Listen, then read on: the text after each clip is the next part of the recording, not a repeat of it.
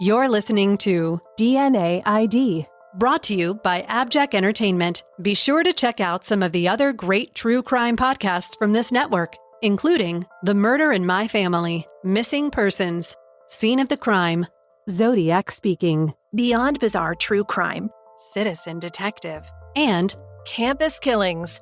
All of these podcasts are available for you to binge on right now, wherever you listen to podcasts. Subscribe where you're listening to this podcast so you don't miss an episode.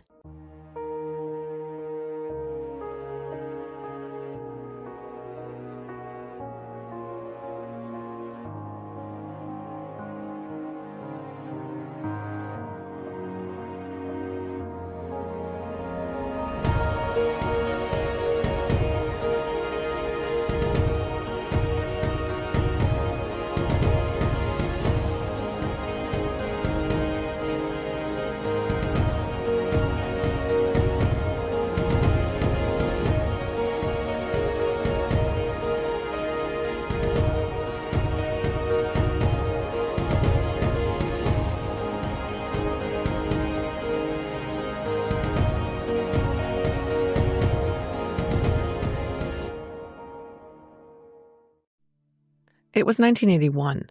Portsmouth, New Hampshire police officer Ron Grivois had what was supposed to be a routine assignment that Monday, September 28th. He had to track down delinquent residents of the small city and hand out court summonses. Next on his list was Laura Kempton, age 23, of 20 Chapel Street, who was being summoned to appear on multiple unpaid parking tickets. Officer Grivois entered the large house at 20 Chapel Street that had been converted to apartments and was situated just 1 block from the Portsmouth police station at the time. Officer Grivois walked the short hallway to number A2, the address he had for Miss Kempton. As he approached the apartment around 9:25 a.m., he could hear faint music coming from within the apartment. But when he got to her door, he stopped short. The heavy wooden door was the classic type of residential door that has 4 inset panels surrounded by wooden molding. On this door, the upper left panel, the one closest to the doorknob, was broken out. There wasn't a large gaping rectangular hole where the panel had been because something, a tin panel, on the inside of the door obscured the opening. But Officer Grivois could still see into the living area of the apartment through a several-inch gap, and what he saw made him lean closer to take another look. Inside the apartment, he could see what appeared to be an upturned mattress and box spring, and sticking out from under those and partially under a blanket were bare, unmoving human legs. The ankles were bound together with white electrical cord. Peering into the dim apartment, the officer saw blood spatter on the far wall close to the body. Wisely, Officer Grivois did not attempt to enter the apartment. Not being sure what he was looking at, an accident, a murder, a domestic, he stepped across the hall to apartment number 1 and knocked on the door. The resident, Daniel F., answered and allowed the officer to use his phone. Officer Grivois called for the detective squad. Detective Sergeant Jerry Hinton and Detective Russ were dispatched to the scene. Entering the building, they viewed the scene in the apartment through the hole in the door and tried the doorknob. It was locked, so they called in a Captain Mortimer. While Detective Russ awaited Captain Mortimer's arrival, Sergeant Hinton and Officer Grivois took stock of the building to see if there was anything unusual about the exterior or if the entrances and exits had been tampered with. Doing a lap around the house, Sergeant Hinton noted that there were 3 basement windows at sidewalk level, none of which appeared to be disturbed. One window on the Chapel Street side had a visibly pushed-in screen, but looking closely, the detective sergeant noted that no dirt on the window ledge had been scuffed or brushed off. It was clear no one had gone in or out of the window. The large picture windows on the Sheaf Street side of apartment A2, as well as an apartment kitchen window, were all secured by storm windows, closed and locked. A basement door leading from the back of the house was locked with a rusty padlock. It looked as though no one had opened it for ages. Detective Sergeant Hinton and Officer Grivois returned to the building and saw that Captain Mortimer had arrived. It was decided to enter the apartment. It was simple to reach in and turn the lock. The door pushed open. I should pause here and explain that the apartment was inside a house that had been converted into 6 apartments, 2 on each of its 3 floors. The dead woman's apartment was a studio, meaning that the living area and bedroom were one and the same. There was a small kitchen and a bathroom, but that was it. So immediately upon entering the apartment, the officers were standing in both the living room and the bedroom. The scene inside the apartment was terrible. As they had seen through the broken doorway, a body lay on its back on the floor with a bunch of stuff piled on top of it. Only the knees down were visible. From the look of things, the legs belonged to a woman. The ankles were bound with electrical cord. The officers had to remove the mattress, box spring, bedding, and sheets, and a green pillowcase wrapped around her head and neck to uncover the rest of the woman on the floor. When they did, their actions revealed a face-up, nude woman, clearly deceased, with a gray electrical cord around her throat. Her eyes stared upward, and she had visible, bloody injuries to her face and trauma to the left side of her head. Blood had pooled on the traditional oval braided rug under her. An oversized pale green glass wine bottle lay on the floor next to the dead woman, and a cigarette butt was on the floor next to her left buttock. Blood had spattered the wall at an upward angle, indicating to the officers that the woman had been hit while lying down, possibly with the wine bottle. Indeed, tests later showed that type A blood was on the wine bottle, consistent with the victim's own. You've often heard me say there were no signs of a struggle. Well, in this apartment, the place was a mess. It was immediately evident that it had been ransacked. It almost looked as though someone was looking for something specific. The closet in the living room had been ripped through and things dumped out, and a closet in the kitchen had the door pulled clean off. In the bedroom/living room, a small nightstand had been stripped of its drawer, which was found upended on the kitchen floor. A small bureau had been emptied of its contents and its drawers left gaping open. A beaded curtain hanging in the doorway connecting the kitchen and the living area had been partially broken, so beads scattered across the floor.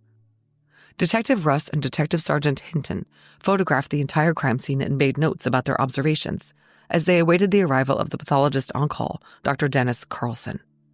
When he arrived at 10:42 a.m., Dr. Carlson pronounced the victim, the apartment's resident, deceased.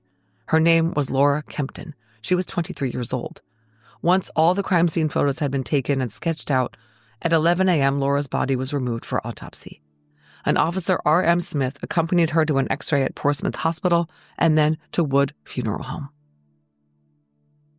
Detective Alfred Boussier was dispatched to attend and photograph the autopsy by Rockingham County medical referee Dr. Dennis Carlson. There was not yet an official office of the medical examiner in Portsmouth, New Hampshire in 1981.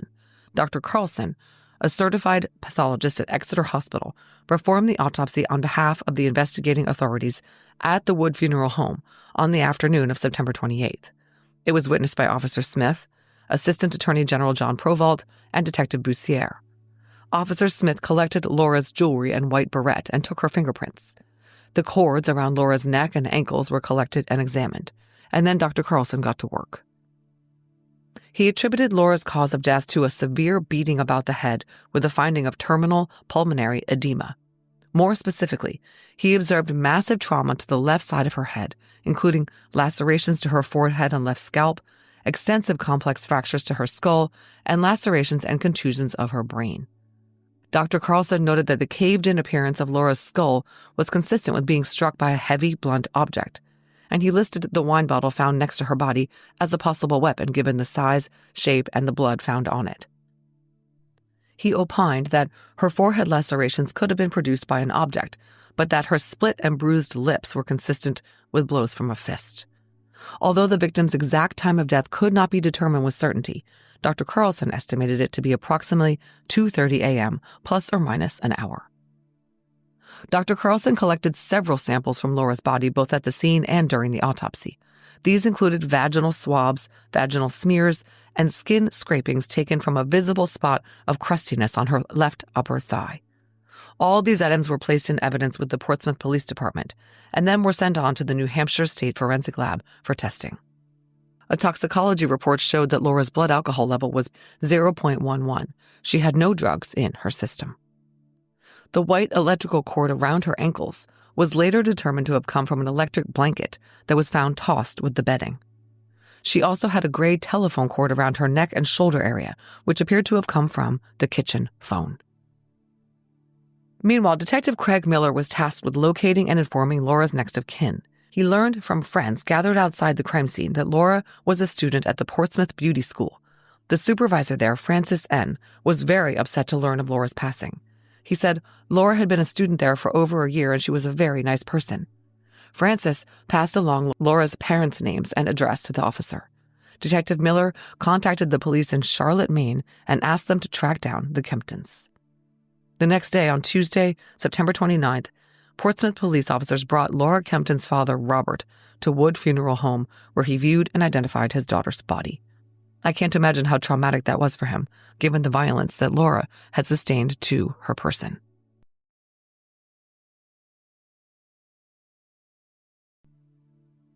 Let's talk about who Laura was. Laura Ann Kempton was born on July 3, 1958, to parents Robert Kempton and Lavinia Sanborn Kempton. She had a sister Sarah and a brother George. The Kemptons were a Canadian family, but they had moved to the U.S. because Laura's father was a teacher in Massachusetts, and then he went on to become a professor at UNH. Laura grew up in the Wedgwood neighborhood of Durham, New Hampshire, and attended Oyster River High School there. I would describe Laura as somewhat unsettled. She loved to have fun and was considered very outgoing and sociable, but she also couldn't seem to settle down. She had lived with a very serious boyfriend named Sam, whom she met in high school. They dated from 1974 to 1978 and lived together in Durham, Dover, and Portsmouth. But Sam and Laura split up in April or May of 1979. Laura moved out of the apartment they shared and moved in with a friend named Barbara S. Then she moved to Boston for a period of time, living with a gay couple she was close with. And then she moved to Algonquin, Maine, and then to Montreal, Canada, back to Algonquin, and briefly moved in with her parents. Finally, she relocated to Portsmouth, New Hampshire in May of 1981, moving into the Chapel Street apartment where she was killed. Laura was enrolled as a student at Portsmouth Beauty School studying hairdressing at the time of her death. She was living by herself in the apartment on Chapel Street and had just started working at Macro Polo, a gift store on Market Street. She supplemented her income there by freelance cutting hair, both men's and women's, in her apartment. Laura was consistently described by those who knew her as an outgoing free spirit with a big personality and a love for new wave fashion. She was particularly social, going out almost every night with friends and actively dating. She didn't seem to enjoy being alone. She loved music and dancing and aspired to be a model, so she took care in her dress and appearance. Some who knew her described her as a very nice person. Others said she was loud and liked being the center of attention. I read quite a few examples related by people who knew of acts of kindness Laura engaged in often, letting people use her apartment in a pinch, helping a friend who was ill, and so on. But Laura was also a little bit self-destructive. She was spontaneous to the point of being reckless at times. She would jump in cars with people she barely knew to go on an adventure. She would insist on inviting a group of young men back to her apartment for drinks upon first meeting. She would fall in love with men she just met. She was a bit flighty, was more than a bit of a flirt, and knew lots and lots and lots of people in the social scenes both in Portsmouth and other small cities in the area, including Montreal. Her apartment was a revolving door, often left unlocked during the day, with people of all types stopping by unannounced, and Laura welcomed them all. It's important to understand that her first-floor apartment was situated right on Chapel Street in downtown Portsmouth, a very busy area with plentiful pedestrian and vehicular traffic. Laura's favorite hangouts, popular bars, restaurants, and clubs like the Riverside Club, Luca's Restaurant, the Victory Spa Diner, and Cafe Petronella were all in the immediate vicinity. It was very common for Laura to engage in conversation with someone passing by her large front window, and passers-by could see into her window and see if she was home. All in all, it was a very central and energetic location for Laura to live in, and she seemed to love it. But her active social life, very public persona, and incredible numbers of social contacts made for a very convoluted and complex police investigation. Police quickly learned that over the past year, Laura had been a casual but very prolific dater. She went out with a lot of men, seemingly seeking to stave off what some friends said was an inherent loneliness. Remember that I said the whole reason Officer Gravois had come to Laura's apartment in the first place was to serve a warrant on her. Laura had had some financial problems with her car. She had bought a used car to get to and from all the places she went. But when Laura moved into the Chapel Street apartment in May of 1981, there was no parking spot assigned to her. The street was only 2-hour parking. Laura parked on the street anyway and racked up ticket after ticket. Unfortunately for Laura, the parking patrol officer, E. Sorrell, lived right across the street. She stuck multiple tickets on Laura's windshield, and Laura did not pay them, hence the warrant for her to appear in traffic court. On the day Laura was found, when parking patrol officer Sorrell saw the commotion across the street at 20 Chapel, she went over and talked to Officer Gravois about her interactions with Laura, telling him that the previous summer she had threatened to have the car towed, and Laura had become very upset. She ended up getting rid of the car, leaving it in Montreal where it was eventually repossessed. Anyway, I tell you this whole story both to explain the warrants and also because Officer Sorrell and her son, whom I'm calling R because he was a child at the time, were both interviewed by police as potential witnesses, since they lived across the street from Laura and their apartment looked right out at hers. On October 7th, Sergeant Moore and Detective Sergeant Hinton attended the memorial service for Laura at the Unitarian Church on State Street. Afterward, they collected the guest book containing the names of 75 to 100 people in attendance.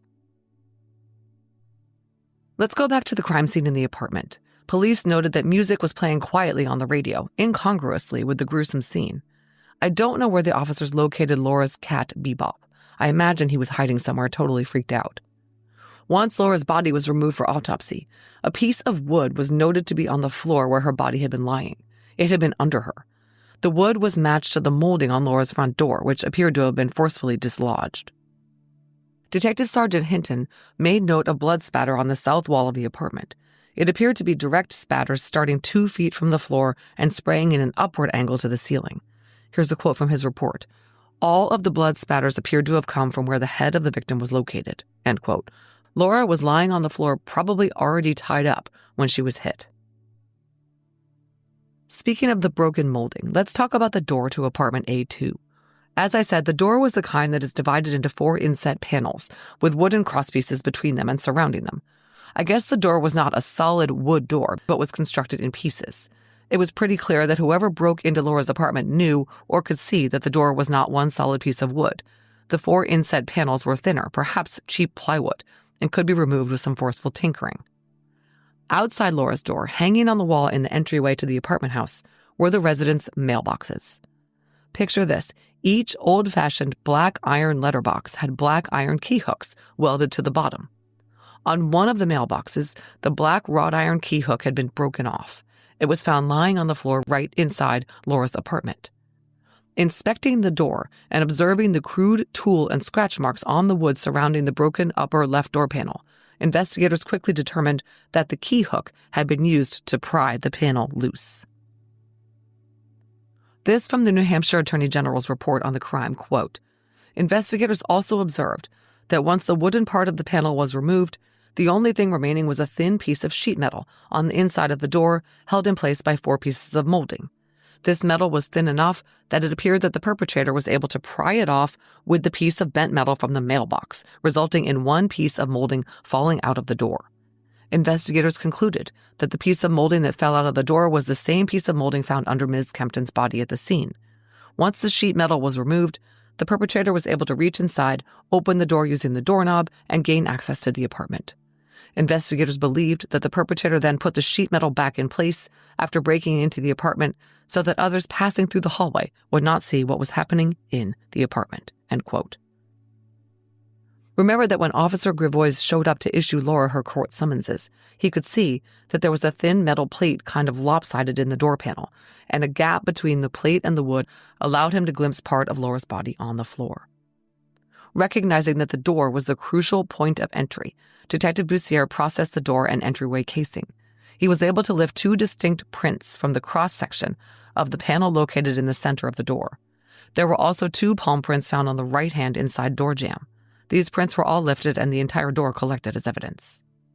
Then detectives started the tedious process of processing the scene. This is a quote from the police report. A footprint, which appears to be a sneaker, was found on the top of the red Princess telephone. The telephone was secured as evidence and the footprint photographed. Prints were also developed on the handle of the receiver. End quote. Police dusted pretty much the entire place for latent finger and palm prints and collected a whole trove of them. As I said, Laura had a lot of people in and out of her apartment. Latent prints were found and developed from numerous objects and surfaces. The ripped-off closet door and the door jamb of the kitchen were collected into evidence, as were the wine bottle, a drinking glass, a jewelry box with prints on it, the green pillowcase found wrapped around Laura's head and neck, and the cigarette butt that was found on the floor next to her left buttock. Investigators remained on the scene in the apartment for several days. While the apartment wasn't considered messy, it was cluttered, and it took a long time to parse through everything and gather anything that could potentially be evidence.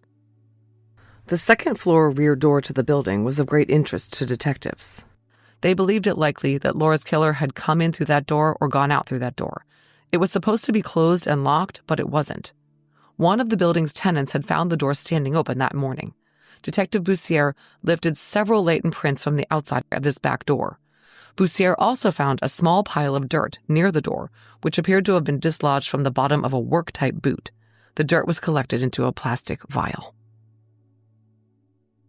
Items of physical evidence that were submitted to the New Hampshire State Crime Lab were subjected to testing according to 1981 standards and protocols. Blood found on the piece of wooden molding found under Laura's body and from the green pillowcase wrapped around her head was consistent with Laura's own.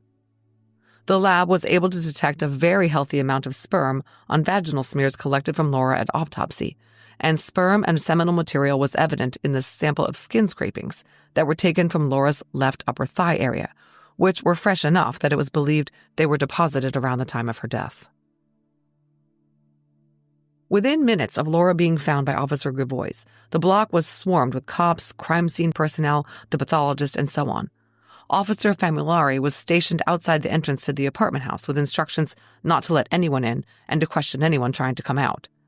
As he stood there, he interacted with a lot of the tenants of the building, as well as people on the street who were drawn to the chaotic scene, and people who knew Laura and wanted to know what happened. He collected names, and detectives started interviewing them to try to get an understanding of who Laura was and who might have killed her. Meanwhile, Officer Gravois, after searching the garbage cans in the side alley near the apartment house, started canvassing the apartment house residents. There was no one home on either of the second or third floors. After all, it was a Monday morning, a workday. But Officer Gravois found one neighbor who was home, a Becky Kay. Becky knew Laura fairly well and was her closest friend in the building. She said on Sunday night, the 27th, she got home at 7:40 p.m. and went to bed around 9 or 10. She wasn't awakened by anything during the night. She got up at 5:30 on the 28th and left to go to Bob's Bakery for coffee at 6:40. That's when she saw that the second-floor rear exit door was ajar. Becky noticed this because it was supposed to be locked shut at all times, yet someone had left it open. Then she saw something else. Quote, when she was walking down the stairs, she noticed that the door to Laura's apartment had been damaged. She was sure that it had been okay the night before. Music was coming from Laura's apartment, so despite the broken door, Becky assumed everything was okay. Becky also stated that the last time she'd seen Laura was Thursday night, the 24th, around 8:30 p.m. A third-floor neighbor named Teddy S. spent all Sunday night in his apartment watching the movie Invasion of the Body Snatchers. He heard and saw nothing suspicious at all. But when he left on Monday morning at 7:20, he noticed Laura's apartment door was broken.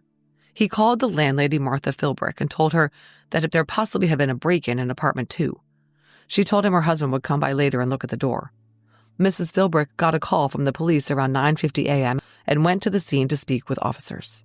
She confirmed that the apartment was leased to one tenant, Laura Kempton. She didn't really know Laura very well, but said that other neighbors had told her there were a lot of comings and goings at Laura's place. Then there was E. Sorrell, the traffic enforcement officer, and her 13-year-old son, R. They lived at 107 State Street, directly across Sheaf Street from Laura, and R's bathroom window at the rear of their house looked right into the window of Laura's that faced the street. Officer Sorrell and her son R knew who Laura was and reported they were regularly able to see directly into Laura's apartment through the window, which was often left wide open. Officer Sorrell told police that there were lots of comings and goings at Laura's apartment. She clearly didn't really approve of the social young woman's near-constant stream of visitors. R told Detective Sergeant Hinton some very specific, helpful information. R saw Laura twice that Sunday night. The first time was around 9:30 p.m., he said, when he saw her get a mug of something from her fridge. I think this time was off slightly because we later learned that Laura left the apartment around 9. The second time he saw her was around 1:20 or 1:30 in the morning when he woke up to use the bathroom. He saw that Laura was sitting to the left of the living room window with her back to Sheaf Street. He could only see her shoulders on up, but she appeared to be eating something. He could hear soft conversation, but he couldn't see any other person, and he thought it might be the radio. It was not the TV because he knew from experience he could see the glow on the wall if Laura's TV was on. remembered that the radio had been found on in her apartment. R and his mother were confident of the time because his mother had been up right before him. This 1:30 time frame did seem to match up with what investigators learned about Laura's activities that Sunday evening. So if Officer Sorrell and her son R were correct, Laura was alive and well in her apartment at about 1:30 in the morning on Sunday night. Her apartment door was broken and Laura was dead 5 hours later at 6:40 when neighbor Becky Kay went out for coffee. What had happened in the interim? Well, a homeless man named Arthur gave police some ideas. Arthur had figured out that the front door to the apartment house at 20 Chapel Street was not regularly kept locked. So he often sneaked inside late at night and found a warm place to sleep. He told police that this is what he did that Sunday night, September 27th to 28th. Arthur had no idea what time it was and admitted he had been drinking heavily. But he had walked toward the apartment house and paused when he saw a woman he knew to be Laura and a man he later identified from a police photo array as John S. The two were standing on the corner of Chapel and Sheaf Streets embroiled in a loud argument. Arthur didn't stick around to hear what they were yelling about. He left. I'd like to point out here that not a single other person said they saw or heard Laura outside her apartment arguing with John S. or anyone that Sunday night. Frankly, as we will see from the timeline, there wasn't a lot of time for this to have happened that evening, and I believe Arthur, a drinker, was mixing up his days, or the woman he saw was not Laura. John S. was later cleared by DNA. But that wasn't all that Arthur reported. Arthur returned to 20 Chapel Street later in the evening and sneaked inside the front door. This from the Attorney General's report, quote, Arthur said that he left, but came back later, snuck in through the front door, and went up to the third floor where he fell asleep in a cubbyhole. He said he did not see anyone at the time, nor did he hear anything other than some talking in Becky Kay's apartment. He had no idea of the time when he entered the building, but he believed he was asleep for only a short time when he was awakened by a loud crash on the first floor. He heard loud arguing and decided that he should leave so he would not be arrested if the police responded. He left quickly down the stairs and did not look around, but believed that at least some of the lights were off in the hallway. He remembered that the door to Ms. Kempton's apartment was ajar a couple of inches and said he could hear yelling that sounded like a male and female that knew each other shouting during an argument. He did not think it sounded like the woman was in trouble or screaming for help. He walked out the front door without seeing anyone and slept that night in Prescott Park. When he woke up the next morning, he walked over to the Victory Spa restaurant and heard people talking about Ms. Kempton's death, end quote.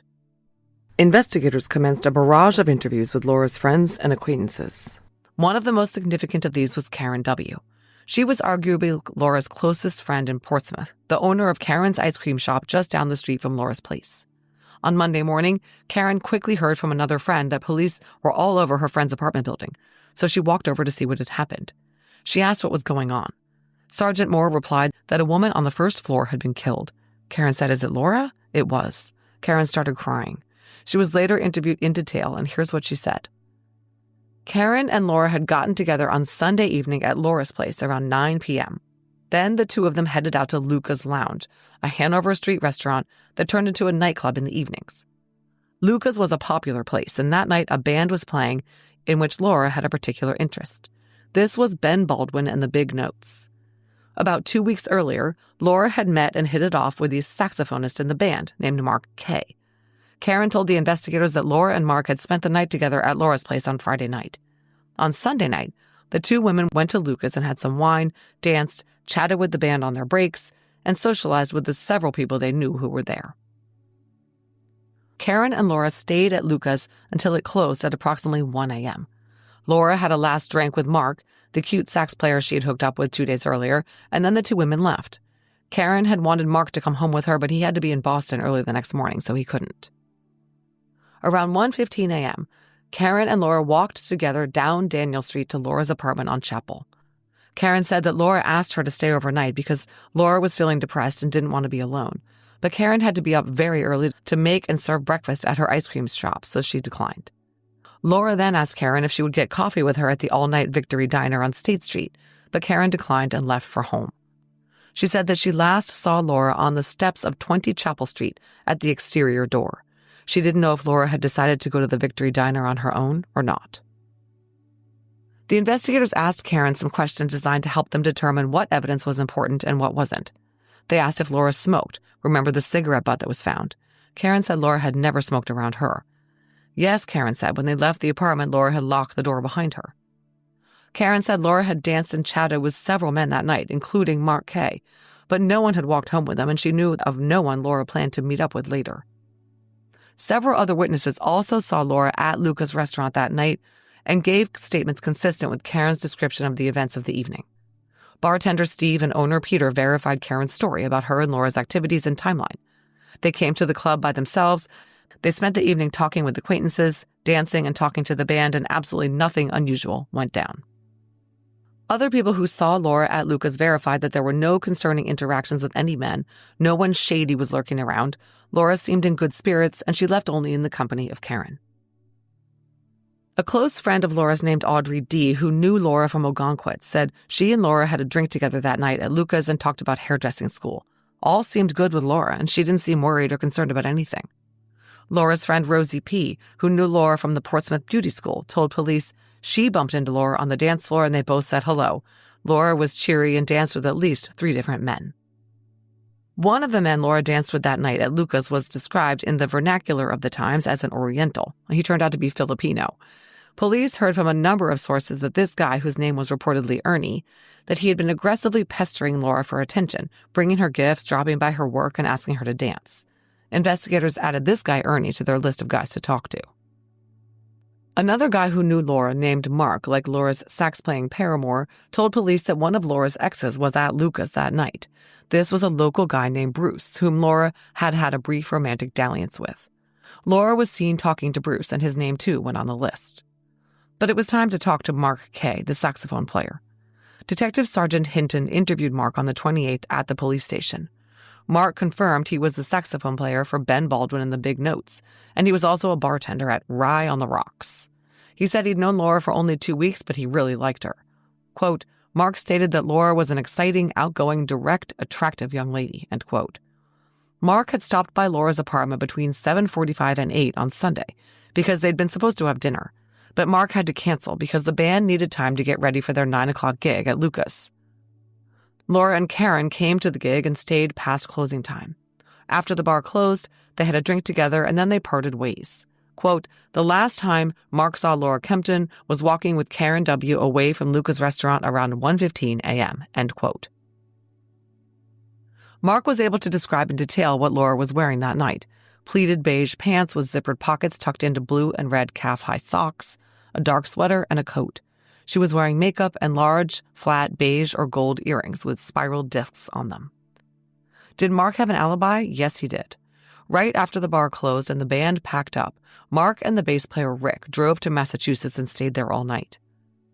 Mark reported something else.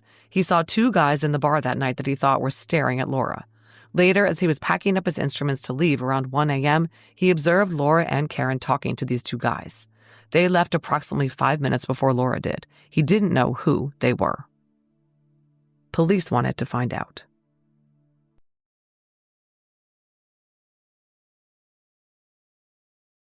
Then police learned of a potential suspect that they were very eager to identify. On the 29th, Laura's friend Janet came into the detective division with her husband John, a local attorney. Janet had known Laura for 5 years from Durham and Dover, and she and John socialized with Laura often. It was clear from the interview notes that the detectives respected this couple and valued their input and opinion of Laura. Janet and John were very close with Laura, whom they said was a very happy-go-lucky person, although John said that recently Laura had been a little depressed because she was scared of having to go to court for all the parking tickets she'd racked up. But Laura's problems were all of her own making. Janet and John could think of no real enemies who might want to hurt her. Police ears perked up when John and Janet said they'd seen Laura at Goldie's Deli on Penhollow Street on Sunday, September 27th, between 9:30 and 10 in the morning. Laura was with a man they did not know. Laura introduced him to them as Joe. They described him as being 22 to 25 years old, 6 foot to 6'2", large, muscular build with dark hair, wearing an athletic-style leather jacket. The 4 sat together for breakfast. After Joe got up to go to the bathroom, Janet asked Laura about him and, quote, Laura stated she had spent the night with him, but it was not serious. According to John, Laura acted disinterested in Joe, and he perceived that Joe was annoyed by Laura's cavalier attitude towards his presence. Laura then said she had to be at work at Macro Polo at 10, and she left without really saying goodbye to this Joe guy. Janet talked to Laura later that day, and she said that Joe meant nothing to her. She was still interested in Mark, the saxophone player. Johanna Frank, the owner of Cafe Petronella on Sheaf Street, right near Laura's apartment, had seen Laura on Saturday night through her window. Seeing Johanna outside, Laura yelled out the window, "This is my friend Joe," and gestured to a dark-haired male that was sitting in the apartment. And a guy named Peter, a casual acquaintance of Laura's, had seen Laura at one of her favorite night spots, the Riverside Club, on Saturday night in the company of a white male in his 20s with dark hair. He saw them both again at Goldie's Deli on Sunday morning, and the guy was wearing the same clothes, so he assumed he'd spent the night with Laura. Laura introduced them, and he thought the guy, who was not friendly, might be named Joe. Laura's friend Michael also saw Laura at the Riverside Club with a guy she had introduced as Joe, whom he described as standoffish and unfriendly. Laura's friend Maureen saw them there as well. Police had no idea who this Joe guy was. Tons of people had seen him with Laura, and apparently he had been intimate with Laura and had been with her as late as Sunday morning, but they didn't know how to track him down. They worked with John, Janet, Maureen, and Peter on identikit composites to try to get a workable image they could show people who knew Laura to see if they could give Joe a last name. Who was this mysterious Joe, and why hadn't he come forward after all the publicity about the murder of Laura Kempton? Police continued to focus on the tangible leads they had. They could not find this Joe guy, but they did quickly locate Laura's ex-boyfriend, Sam. Detective Russ interviewed Sam on September 30th. He said the last time he saw Laura was May or June of 1980, when she stopped by his Dover address to ask him to loan her money to pay a speeding ticket. Sam said that Laura didn't have any enemies that he knew of, and I guess police were satisfied with whatever his alibi was because he was a non-factor during the remainder of the investigation. Police also followed up on a guy that Laura was friendly with named Bruce, a self-employed carpenter and handyman who lived on State Street. Bruce was an ex of Laura's friend Karen, and Bruce and Laura had had a dalliance or two as well. Officer Sorrell, the parking control officer, had noted that Bruce's van was parked across the street from Laura's apartment in the community center parking lot on the morning her body was found. Bruce was questioned thoroughly by police. He said he'd known Laura for about a year and had been to her house a few times over the past couple months, including just that past week for shared lobster. And he had talked to her at Luca's on Sunday night as well. The investigators asked Bruce all about his alibi and whether he was actually seeing Laura, when he was last in her apartment, what he touched, what kind of cigarettes they both smoked, and what his van was doing across the street on the morning that Laura was discovered murdered. Bruce said that he and his female friend Vicky had checked into the Blue Roof Motel in Kittery on the 27th and stayed overnight, so he left his van in Portsmouth in a free lot. Bruce and Vicky's Kittery stay was confirmed with both Vicky and the hotel. And Bruce seemed to be telling the truth. The lobster and brands of wine he had shared with Laura matched up with items that were found later in Laura's kitchen trash. Bruce was later ruled out by DNA. Okay, let's review what we know about the timeline. On Friday night, several people saw Laura at Victory Spa Diner with a tall man carrying a musical instrument case. This was Mark, the saxophone player who freely admitted to having spent the night with Laura on Friday. On Saturday, Will, the owner of the retail store Macro Polo and Laura's boss, said that Laura worked a full day at the shop because she took someone else's shift as well as her own. So she worked from 9 a.m. to 11 p.m. After work, she headed out to meet her friend Maureen at the Riverside Club. At the Riverside Club, she was seen dancing with an unfriendly, athletic-looking white man she introduced as Joe. On the morning of Sunday the 27th, Laura and Joe had breakfast with John and Janet at Victory Diner. Then Laura worked from 10 a.m. until the evening around 7 p.m. However, she had a break around 4 p.m. and ran into the cafe on her block, Cafe Petronella, for a takeout order of hummus. The owners, Johann and Marhan Frank, knew her well and said she seemed like she was in a great mood. Laura went back to work until 7. Then, Laura's friend Billy said he saw her through the window sitting in a chair in her apartment around 8 on Sunday night. Remember, she'd been supposed to have dinner with her new crush Mark, but he had to beg off. A neighbor of Laura's named Franz was walking his dog around 9 p.m. on the 27th, and he noted that Laura was leaning out her window talking to a heavyset male in a Volkswagen Beetle. Then at 9, Karen arrived and the two left for Lucas. After Lucas closed and Karen and Laura separated at 1:15 a.m., there was confusion over whether Laura had possibly gone back out. Remember, she had asked Karen to go with her to the Victory Diner, but Karen declined, and she didn't know whether Laura had gone alone. Some witnesses, like Laura's friend Mark W., believe they'd seen Laura there very late that evening. Conversely, some people who knew her well were sure she was not there that night, such as her friend Christopher, who was there in the 2 a.m. time frame, and her friend Michael, who was there at 1:30. Also, remember that 13-year-old R across the street had seen Laura out his window when he got up to pee around 1:30 a.m. The pathologist had set Laura's time of death around 2:30. I personally think that Laura did not go back out that night. She was seen sitting in her window eating something, and then she likely went to bed listening to quiet music. Her killer came calling as she slept.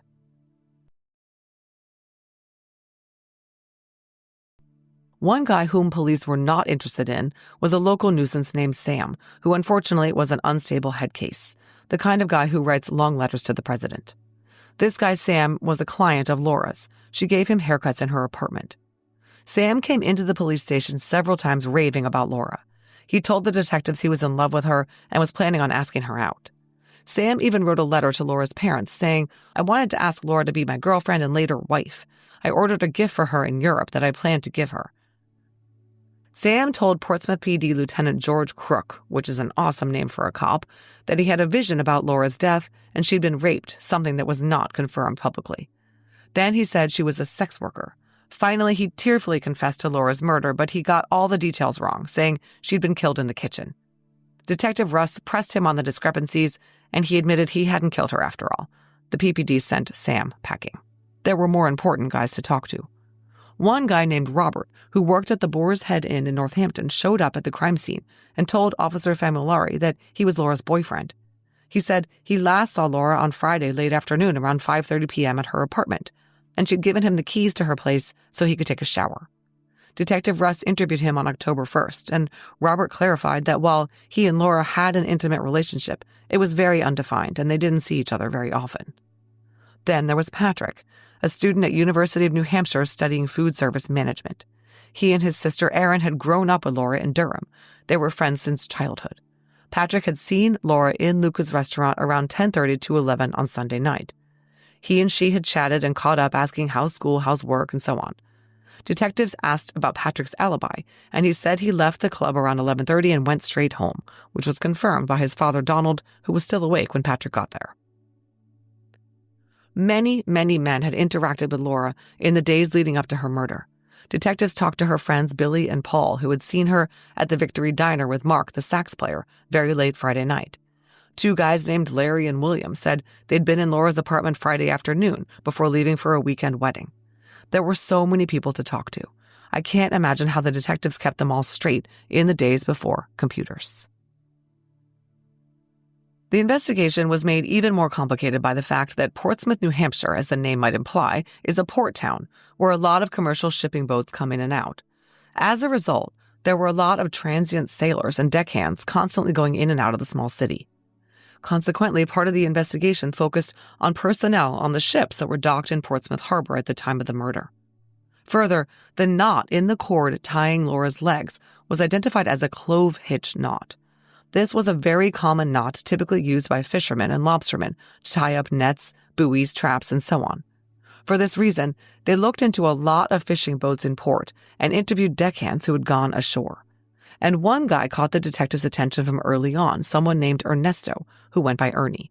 Ernie was the guy whom I said earlier was described as Oriental, although he was actually Filipino. Police heard from a number of sources that this Ernie had been aggressively pestering Laura for attention, bringing her gifts, dropping by her work, asking her out, and so on.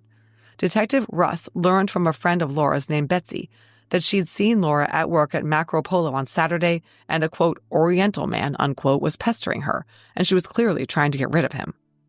He had brought her some wine and shared it with her coworkers, but she was clearly not interested in Ernie.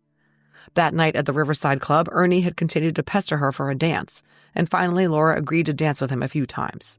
She told her friends she danced with him because he was lonely and she felt bad for him. Police quickly learned that this was Ernesto J. They tracked him down on the container boat he worked on. Ernie was very cooperative and spoke freely with the detectives. He admitted that he saw Laura Sunday night at Luca's around midnight and that he'd given her 2 gifts, but he denied killing her.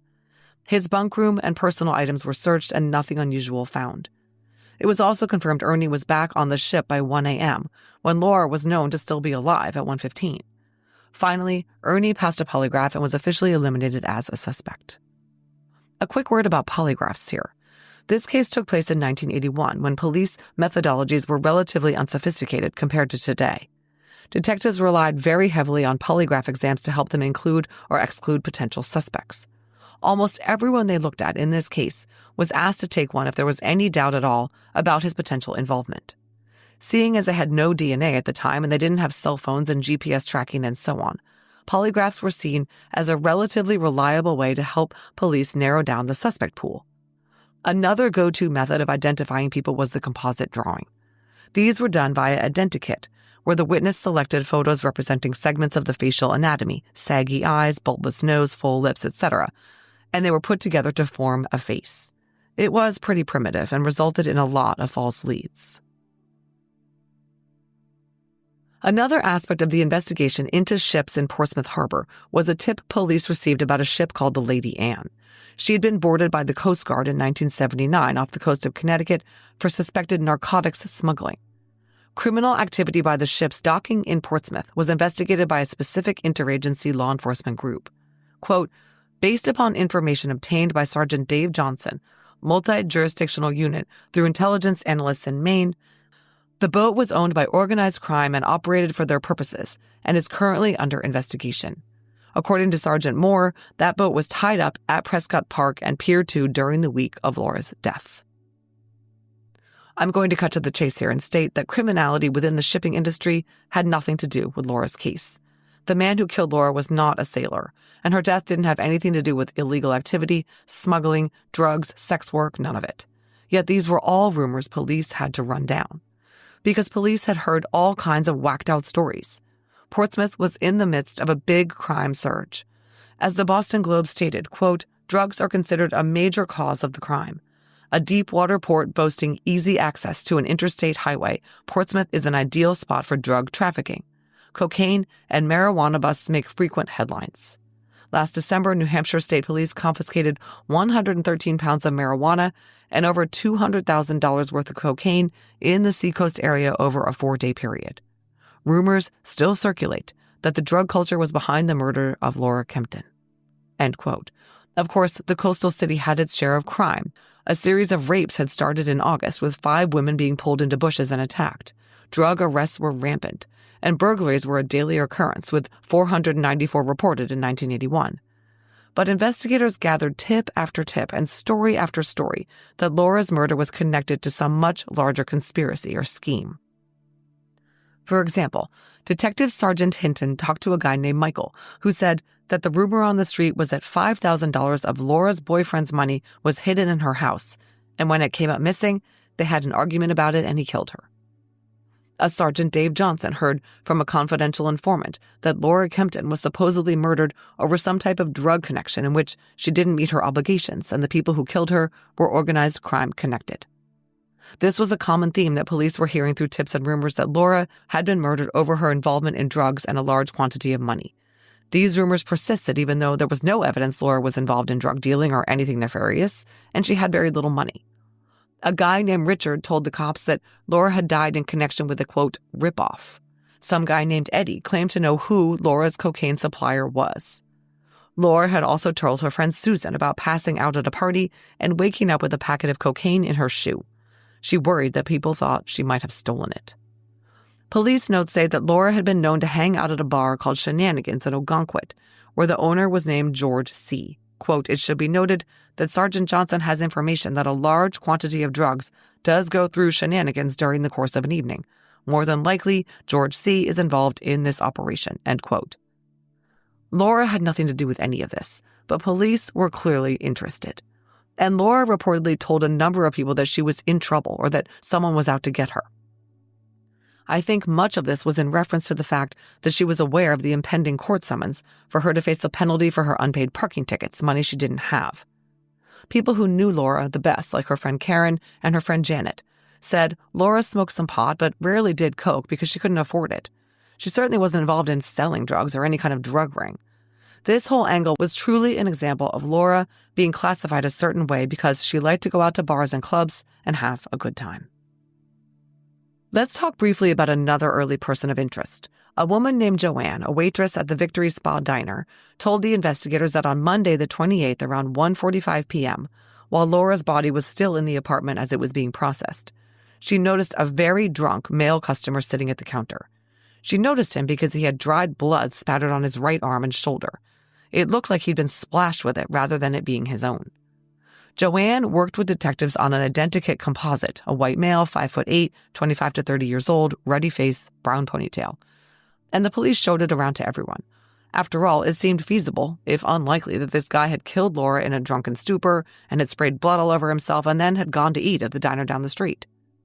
Joanne, the waitress, ended up calling the police when this guy showed back up at the diner. The detectives rushed over there, and the bloody man was identified as a guy named John, who was the brother of Laura's beauty school classmate and friend Susan G. He worked at a local boatyard. John admitted he knew Laura through his sister. She'd been at their house for a party on the 4th of July. She was an easygoing, nice, good-looking chick, he said, but he'd never dated her. He also admitted that he knew where Laura lived. He had been out walking on Sheaf Street and saw his sister through the window of Laura's apartment, so he went in and visited with them both. He couldn't remember what he was doing on the weekend of September 27th to 28th. The police knew he was in the Victory Spa intoxicated on Monday, but he didn't remember that. They asked him if he'd ever been in a fight around that time and gotten blood on him, and he said no. He said the closest thing he could think of was some clothing that possibly got paint on it from his job in the boatyard. It's pretty clear that Detective Russ was not super impressed with John's responses. They decided to have John run through a polygraph. He was fingerprinted and photographed and allowed to leave to have the polygraph on a subsequent date. For a short time, John was looked at pretty hard. He didn't have an alibi. His girlfriend Debbie reported that on Sunday the 27th, they went to the Orient Express lounge together around 2 p.m. and had several drinks and got into a fight. John became intoxicated and left around 7 or 8 p.m. She had no idea where he went. He didn't come home that night. Well, well. But it turned out there was a very good reason John didn't come home. He and 2 friends had been arrested by the Hampton PD for being intoxicated. John and his friends Tim and Buzzy were arrested at 3:33 a.m. on the 28th after they drunkenly got their car stuck on a sandy beach road. So John was in jail from 3:33 a.m. to 9 a.m. on September 28th. He could not have been in Portsmouth killing Laura sometime after 1:30 a.m.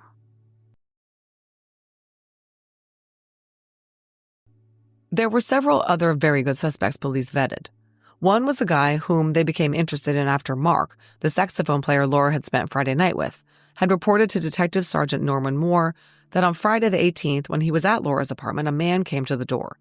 Laura wouldn't let him in and became upset that he was there. He could see the man, and he was dark, possibly of Native American heritage, mid-40s, 5'10", husky, with a very weird hairdo, like a Prince Valiant wig, black bowl cut with bangs. Laura was upset after the man left, and he asked her who the guy was and what he wanted.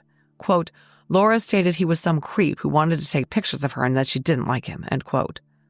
Unfortunately, Mark could not remember this guy's name, but the dude with the bad wig was soon identified. Lots of people in the Portsmouth scene knew who he was. Johanna Frank, the owner of Cafe Petronella, said Laura was afraid of this man. Quote, she stated that the man dealt in porno films and was after Laura to pose nude for him. She confirmed that he wears a dark wig and he was 40 to 45 years old with acne or pockmarks and dark skin. Laura was definitely afraid of this subject as he was very strange and mental acting. Others were too. He was said to constantly talk about women and to talk to himself if no one was listening. I don't know how police ruled out this porn guy, but they did. Another guy who knew Laura was a photographer named Richard. He raised eyebrows because on the day Laura was found dead, he started showing a headshot of her around and saying he was her friend. He said he knew her, she was his model, and he knew how she'd been murdered. Her head had been bashed in, which was crude but accurate. Richard told police he and Laura had been making plans for him to photograph her for her modeling portfolio, and she had given him the headshot he was waving around. He denied seeing her lately, much less killing her. Richard was clearly upset about Laura's death. He didn't really have an alibi. He was at home watching Johnny Carson and going to bed alone, but he was very cooperative and willingly gave prints and talked to police. Still, he stayed on the list of persons of interest. Then a man named Gunner stopped by the police station and talked to detectives, inserting himself nicely into the investigation. Gunner was the macho type with a leather jacket and shaved head. He said he saw Laura around 10:45 on Saturday night at the Riverside Club, where he was the bouncer. He knew her quite well and gave some general background information on Laura.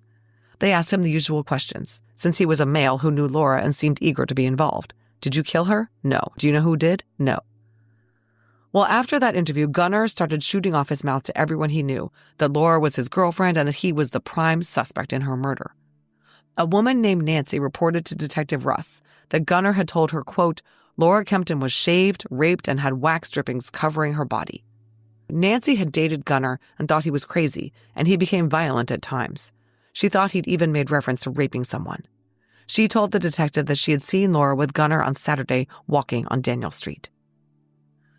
A friend of Laura's named Debbie told the police that she knew Gunnar pretty well and she was very nervous that he was the one who had killed Laura. He kept talking about Laura and how close he was with her.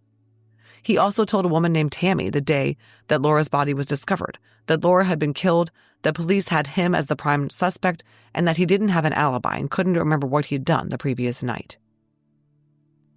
Gunnar did become a prime suspect after the following police report was found.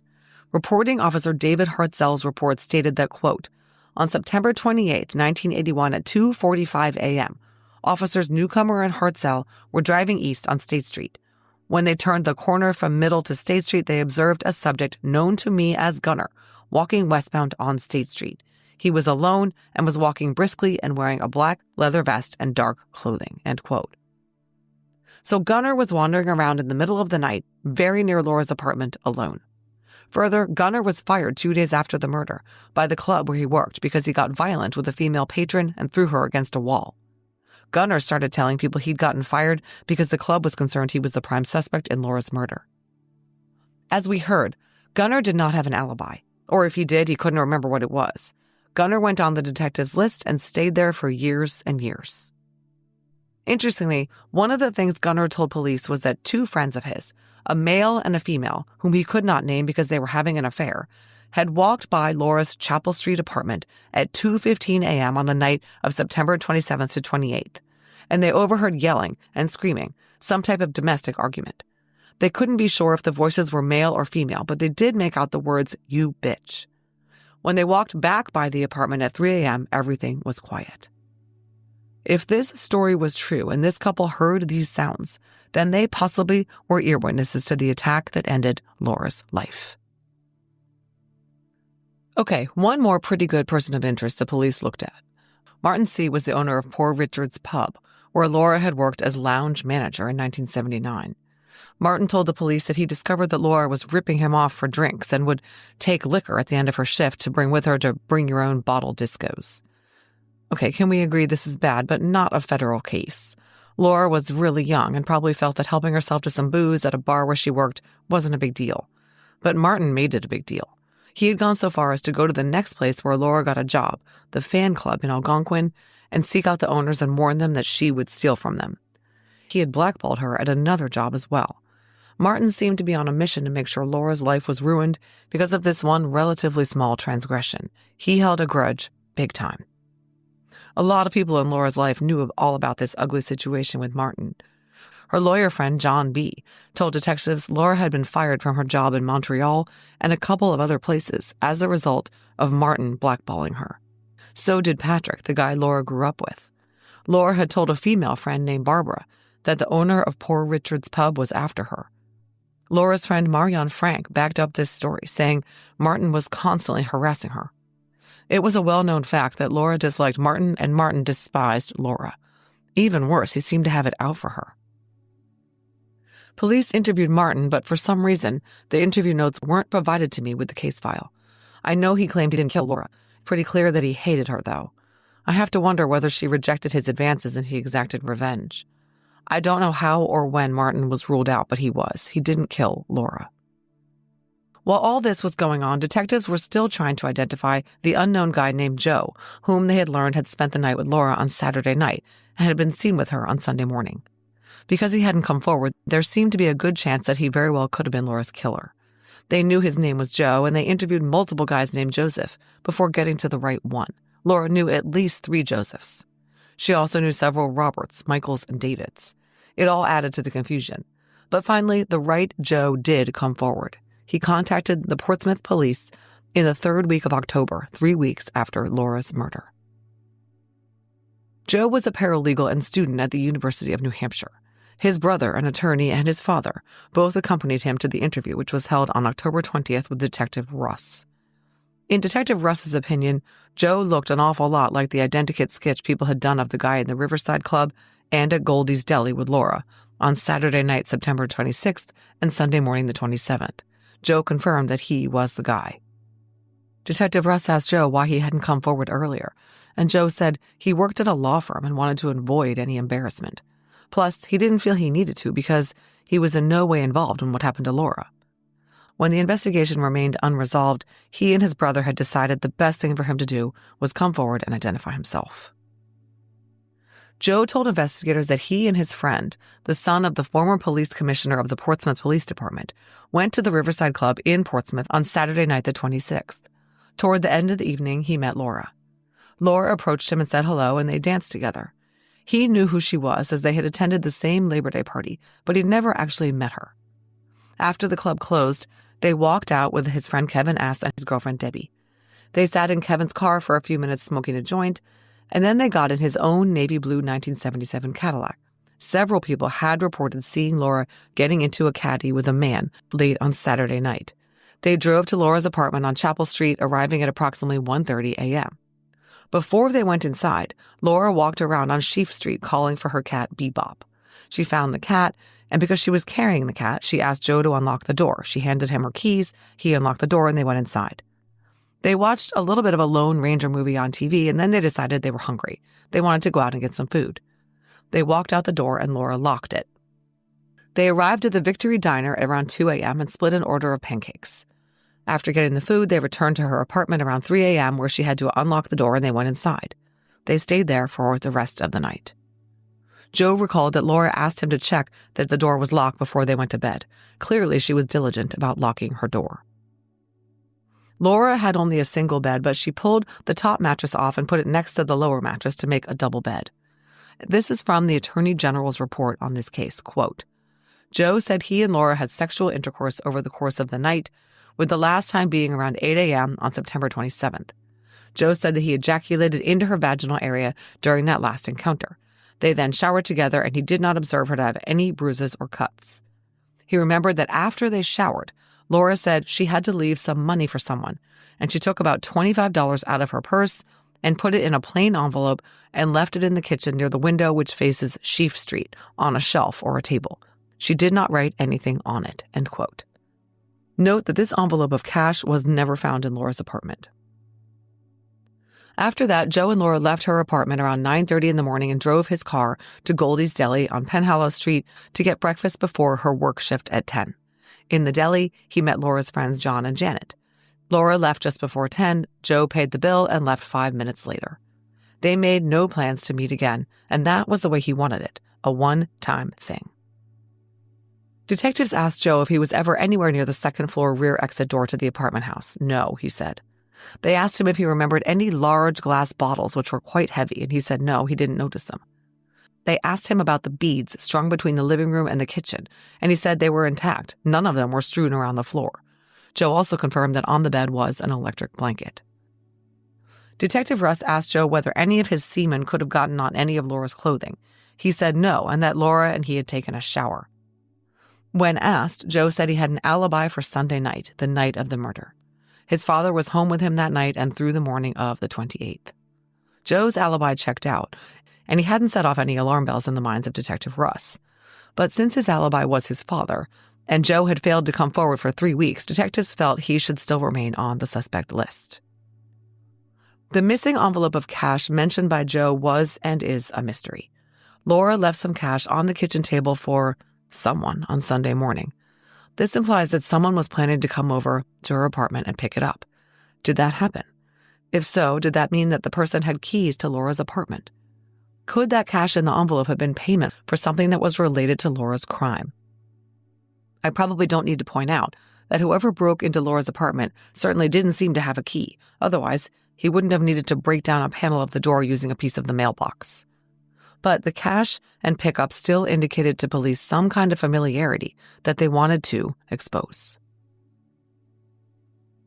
When Laura's case remained unsolved after several weeks, detectives started re-interviewing witnesses to see if they had missed anything on the first go-round.